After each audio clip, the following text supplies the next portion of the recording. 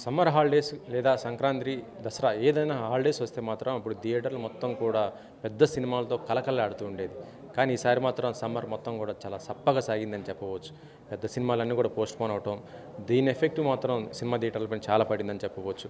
ప్రస్తుతం పెద్ద సినిమాలు, చిన్న సినిమాలు అంటూ ఏవి కూడా రిలీజ్ కాకపోవడంతో థియేటర్లన్నీ కూడా స్వచ్ఛందంగా మూసివేసే పరిస్థితి వచ్చింది. అయితే ఇప్పటి నుంచి ఈ 25th నుంచి మళ్ళీ సింగిల్ స్క్రీన్స్ కానీ ఇటు మొత్తం కూడా కొంత కలకలాడే పరిస్థితితో రాబోతుంది. అయితే ఈసారి మాత్రం తెలంగాణ ఎగ్జిబిటర్ అసోసియేషన్ కొన్ని కీలకమైన నిర్ణయాలు తీసుకున్నది. ఆ నిర్ణయాలు ఏంటో ఒకసారి మనం తెలుసుకుందాం. సార్, మీరు గత వారం రోజుల నుంచి కూడా మొత్తం కూడా సింగిల్ స్క్రీన్స్ అన్ని కూడా కొంత బంద్ చేయడం జరిగింది. ఆ రిజల్ట్ ఎలా ఉంది సార్? రిజల్ట్ ఏం లేదండి. మేము బంద్ చేసుకొని కొద్దిగా నష్టం తక్కువ పోయినామని భావిస్తున్నాం. నడిపి ఉంటే ఒక నెలకు మాకు ఒక 1,50,000 దాకా నష్టం వచ్చేది. బంద్ చేయడం వల్ల 70,000 నష్టంతో పోయింది కాబట్టి బంద్ చేయడమే సంతోషం అనిపించింది. 25 నుంచి సినిమాలు వస్తున్నాయి కాబట్టి ఆ 25కి వచ్చే సినిమా ప్రతి సెంటర్లో ఒక్కొక్క థియేటర్ ఓపెన్ అవుతూ వస్తుంది. ఎగ్జాంపుల్ చెప్పాలంటే దిల్సుఖ్ నగర్, మల్కాజ్గిరి, కుక్కట్పల్లి, డిస్ట్రిక్ట్స్ పోతే వరంగల్, మిర్యాలగూడ, జగిత్యాల ఇట్లాంటి సెంటర్లో ప్రతి ఊర్లో ఒక్కొక్క థియేటర్ ఓపెన్ అయింది. 31వ తారీఖు మాత్రం 3 సినిమాలు అనౌన్స్ చేస్తున్నారు. 31 నాడు ఆ 3 సినిమాలు కనుక వస్తే 85 to 90% సింగిల్ స్క్రీన్స్ ఓపెన్ అవుతాయి. ఆ ప్రాబ్లం ఏం లేదు. ఇంకోటి కూడా మాకు థియేటర్లు వర్కౌట్ కాకనే ఫిక్స్గా పర్సంటేజ్ సిస్టమ్ చేయమని మేము మీ ద్వారా నిర్మాతలు కోరుకుంటున్నాం. ఉదాహరణకు ఒక పెద్ద సినిమా 50 లక్షలు నెట్ చేస్తే మాకు ఒక 1,25,000 అద్దె ఇచ్చి 49 లక్షల చిల్లర లేదా 48 లక్షల చిల్లర అతను తీసుకెళ్తున్నాడు. పెద్ద షేర్ వారికి పోతుంది, మాకు అదే ఎక్స్పెండిచర్. అదే తరహాలో అంత పెద్ద హీరో సినిమాలు కూడా ఒక్కొక్కసారి డిజాస్టర్ అయ్యి కలెక్షన్ తగ్గి 1,50,000 లక్ష వస్తే అద్దె ఇవ్వకుండా పర్సంటేజ్ అని చెప్పి మళ్ళీ అందులో వచ్చిన 1,20,000 చేరి 62,000 తీసుకోవడం జరుగుతుంది. నష్టపోయినప్పుడు కంప్లీట్గా మేమే నష్టపోతున్నాం, బాగా లాభం వచ్చినప్పుడు వారికి ఎక్కువ పోతుంది. దయచేసి ఈ పద్ధతి కాదు. ప్రపంచంలో కానీ ఇతర రాష్ట్రాల్లో కానీ ఎక్కువ పర్సంటేజ్ విధానం ఉంది, అది ఇక్కడ కొనసాగింది. ఇంకొక మీకు చిన్న ఉదాహరణ చెప్పాలంటే 1956 నుంచి మన సినిమా ఇండస్ట్రీ స్టార్ట్ అయింది. నేను 1976 నుంచి నేను సినిమా థియేటర్గా నడుపుతాం మొదలుపెట్టాను. 76 నుంచి 83 వరకు ఎన్టీ రామారావు గవర్నమెంట్ వచ్చేంత వరకు పర్సంటేజ్ విధానం ఉండే. అప్పుడు టికెట్ ట్యాక్స్ 40% ఉండేది. 40% ఉన్నా కూడా మేము 70% నిర్మాతకి ఇచ్చి 30% మేము తీసుకునేవాళ్ళం. రెండో వారానికి 10, మూడో వారానికి 10 అట్లా తగ్గించుకుంటూ వచ్చేవాళ్ళం. ఇప్పుడు 2017లో మళ్ళీ టికెట్ ట్యాక్స్ వచ్చింది. ఎన్టీ రామారావు స్లాబ్ సిస్టమ్ పోయినాక స్లాబ్ సిస్టమ్ రాగానే రెంటల్ సిస్టమ్ వచ్చింది. మళ్ళీ 10 ఏళ్ళ టికెట్ ట్యాక్స్ వచ్చిన కాడ నుంచి కూడా మేము ప్రెషర్ చేస్తూనే ఉన్నాం, దయచేసి పర్సంటేజ్ ఆడదామని చెప్పి. ఎవరు వినట్లేరు, జరగట్లేదు.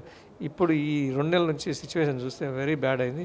థియేటర్లకు మనుగడ కూడా కష్టమైనందువల్ల బంద్ చేసి కూర్చున్నాం. ఇప్పుడు తిరిగి తెరిచిన తర్వాత నిర్మాతలు కూడా కొంత సమయం కావాలి కాబట్టి జూలై 2 నుంచి ఖచ్చితంగా పర్సంటేజ్ అయితే ఆడదాం, లేకుంటే మేము బంద్ చేసుకుంటాం. అంటే ఇప్పుడు ఈ పర్సంటేజెస్కి నిర్మాతలు ఒప్పుకుంటున్నారా? తెలుగు చలనచిత్ర పరిశ్రమ అంటే ఫిలిం ఛాంబర్ ఒప్పుకుంటుందా లేదా? అసలుకి ఫిలిం ఛాంబర్ కదా, తెలంగాణ ఫిలిం ఛాంబర్ ఆల్మోస్ట్ కొద్దిగా మాకు ఈల్డ్ అయింది.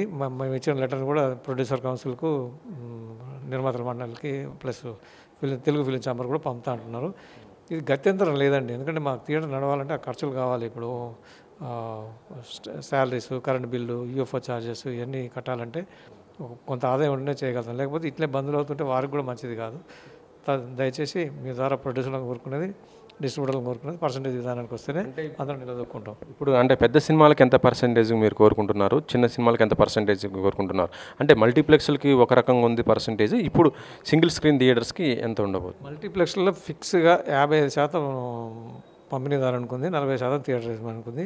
ఇంకా అవసరమైతే తగ్గే ఉంది, కానీ అంతకంటే మించలేదు. హైయెస్ట్ 55.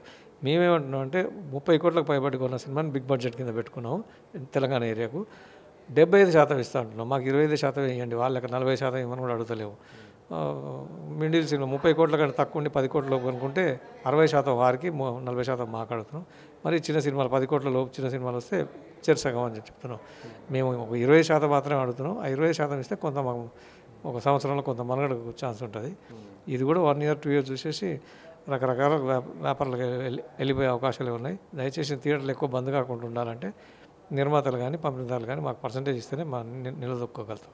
అంటే ఇప్పుడు పర్సంటేజ్లు చూసుకుంటే కొన్ని పెద్ద సినిమాలకి ఇప్పుడు మీరు ఎగ్జామ్షన్ ఇచ్చినట్టుగా తెలుస్తుంది. అంటే కల్కి, తర్వాత చూస్తుంటే భారతి 2, తర్వాత చూస్తుంటే ఇంకో కొన్ని సినిమాలు 5 సినిమాలకు ఇచ్చామండి. అది మేము జనవరి 1 నాడు కూర్చున్న ఫస్ట్ మీటింగ్. ఆ ఫస్ట్ మీటింగ్ మాత్రం బాగా దాదాపు 40 నుంచి 50 మంది ఎగ్జిబిటర్లు అటెండ్ అయినారు.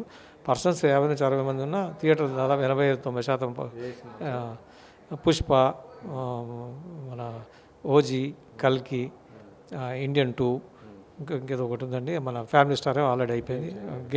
గేమ్ చేంజర్నే కొద్దిగా కన్ఫ్యూజన్ ఉంది, అదొకసారి మళ్ళీ మేము ఫైల్ చూసి చెప్పాల్సి వస్తుంది. మొత్తానికి ఒక 5 సినిమాలకు రాయితీ ఇచ్చినాం.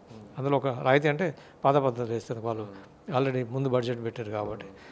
ఇందులో ఒకటి ఆల్రెడీ ఫ్యామిలీ స్టార్ అయిపోయింది, మిగతా 4 ఉన్నాయి. ఆ 4కి మా ఫైల్లో ఉన్న ప్రకారం వాళ్ళకు ఎగ్జామ్షన్ ఏం లేదు, 2% వాళ్ళకు పాత విధానం ఆడతాం. అంటే ఇప్పుడు దసరాకి రిలీజ్ కాబోతున్న దేవరా సినిమా ఉంది, అది ఎలా ఉంది?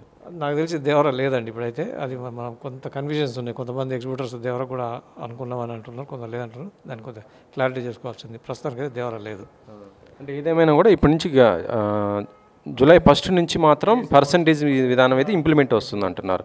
ఇక మరొకటి చూసుకుంటే ఇప్పుడు చాలా అంటే ఇప్పుడు హీరోల పుట్టినరోజులు కానీ లేకపోతే పెద్ద సినిమాలు రిలీజ్ అవుతున్న టైంలో బెనిఫిట్ షోలు అని లేకపోతే స్పెషల్ షోస్ ఇట్లా వేసుకుంటున్నారు. ఇక నుంచి కూడా అవి కూడా వేయము, థియేటర్లకు నష్టం వస్తుందని అంటున్నారు. అది ఎంతవరకు వస్తాం? అంటే టైం లేయటం వల్ల పోలీస్ బందోబస్తు కానీ ఇతర ఇబ్బందులు ఎక్కువ అవుతున్నాయి. మిడ్నైట్ 2 o'clock వేసేస్తే ఆల్కహాలిక్ పర్సన్స్ ఎక్కువ వస్తున్నారు, డ్యామేజ్లు అవుతున్నాయి. అవి కూడా డ్యామేజ్ ఎక్కువ అవుతుంది, మాకు ఇచ్చే రెంట్ తక్కువ ఉంది. ఇప్పుడు పర్సంటేజ్ సిస్టమ్ వచ్చినాక కొంత యజమానులు ఈల్డ్ అయ్యే అవకాశం ఉంటుంది. సపోజ్ ఒక ₹1,00,000 టికెట్లు అమ్మినాం అనుకోండి, ఆయనకు పన్ను పోను, ఆయనకు 40,000 నాకు 40,000 వస్తుంది కాబట్టి 40,000 అంటే కొంత ఆదాయం. అంతకు పూర్వం ఏంటంటే మాకు 5,000 కూడా రాకపోయింది, యావరేజ్గా 3,800 3,400 పర్ షోకి యావరేజ్గా వచ్చేది. అంతే ఇచ్చి మిగతా 98,000 వాళ్ళు పట్టుకుపోయేవాళ్ళు. ఇప్పుడు చెరసగా ఉంటున్నాం కాబట్టి మా వాళ్ళు కూడా కొంత ఫర్నిచర్ ఇరిగినా కొంత డ్యామేజ్ జరిగినా భరించే శక్తి ఉంటుంది. ఇప్పుడు 4,000 5,000 వరకు ఒక్క కుర్చీ ఇరిగినా మాకు మైనస్ అయిపోతాం. కాబట్టి వాటిని వద్దని మేము అనుకున్నాం. వారికి కూడా మంచిదండి, అనవసరంగా ఇప్పుడు వాటికి మిడ్నైట్ షోలు వేసేసి నిద్రలో సరిగా చూడక నిద్ర అవసరం చూసి సినిమా మామూలుగానే ఉందిలే అవన్నీ అటువంటివి వస్తాయి. పర్ఫెక్ట్ టైంలో కనుక వేసుకుంటే షేర్స్ కూడా పర్ఫెక్ట్ ఉంటాయి.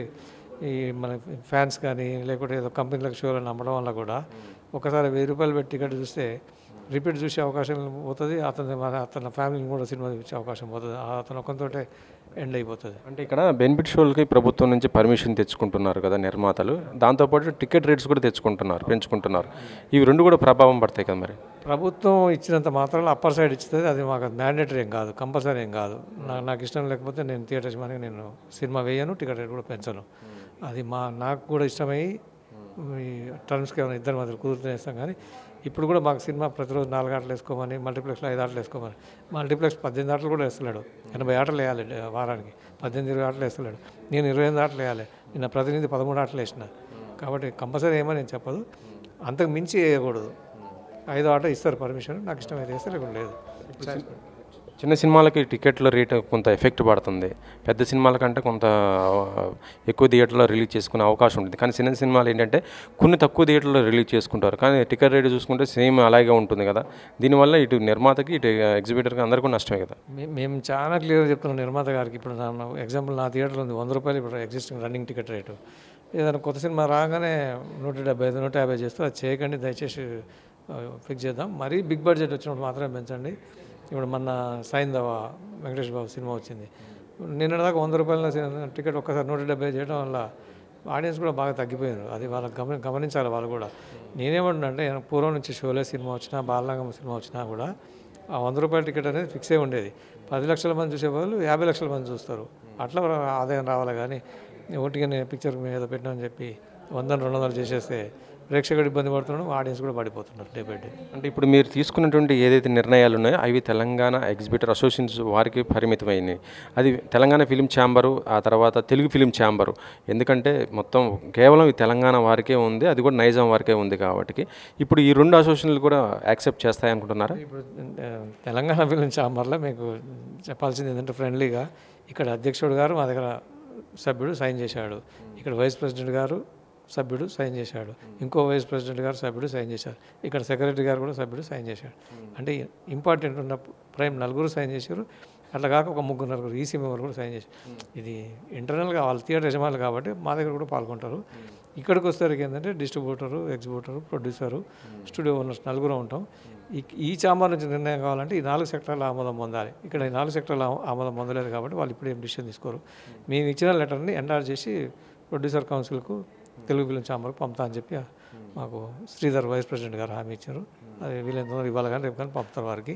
ఈ పంపకుండా ఆల్రెడీ వాట్సాప్లో అనఫిషియల్గా వెళ్ళిపోయింది. ఇది డిమాండ్ అండ్ సప్లై అనేది క్లియర్ కట్గా రేపు నాకు సినిమా వేసినప్పుడు నేను సార్ నా వల్ల కాదు, ఇప్పుడు ఏంటంటే ఎవరో ఒకరి మీద భారం వేయకుండా మా అసోసియేషన్ నిర్ణయం తీసుకుంది, అందరం నష్టపోతున్నాం. దయచేసి ఈ పద్ధతిలో వేయండి సార్, మన ఇద్దరం హ్యాపీగా ఉంటామని చెప్పి కోరుకుంటాం. ఒకవేళ ఒప్పుకోకపోతే ఏం చేస్తారు? నా థియేటర్ బంద్ ఉంటుంది, వారి సినిమా పడదు, నా థియేటర్లో పడదు. పక్క ఓనర్లు కూడా నా లెక్కన ఐక్యంగా ఉంటే ఆ సెంటర్లో పడదు. ఇది ఎప్పటి నుంచి అనుకుంటున్నారు? ఇది జూలై 1 నుంచి. Right, thank you. ఇది మొత్తానికైతే జూలై 1 నుంచి మాత్రం పర్సెంటేజ్ విధానం కంపల్సరీగా అమల్లోకి రావాలని కూడా కోరుకుంటున్నామంటున్నారు. ఒకవేళ ఎవరైనా సరే దీనికి అంగీకరించకపోతే మాత్రం సినిమాలు మాత్రం సింగిల్ స్క్రీన్ థియేటర్లో మాత్రం ఎట్టి పరిస్థితులు కూడా షోస్ కూడా వేయమను. దీంతోపాటు బెనిఫిట్ షోలు కానీ స్పెషల్ షో కానీ ఏదైనా సరే వాటిని కూడా ఇక్కడి నుంచి కూడా థియేటర్లో కూడా ప్రదర్శించమని కూడా చెప్తున్నారు. కెమెరామెన్ పాషాతో వెంకట్, 10 TV.